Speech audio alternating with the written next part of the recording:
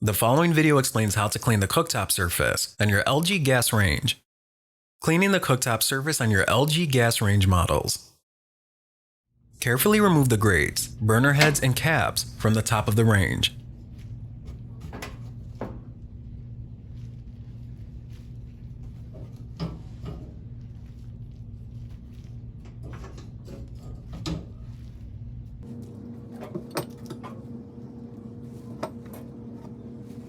Spray the cleared range top surface with a grease remover.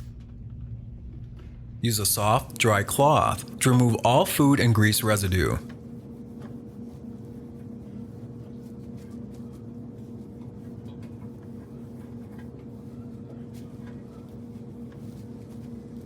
Rinse off the cloth in hot water and continue to wipe the surface. Clean off and reinstall the burner heads and caps.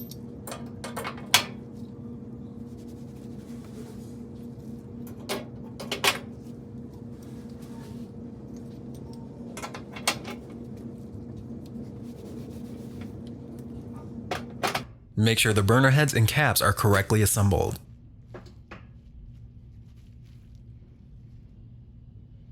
Clean off and reinstall the grates.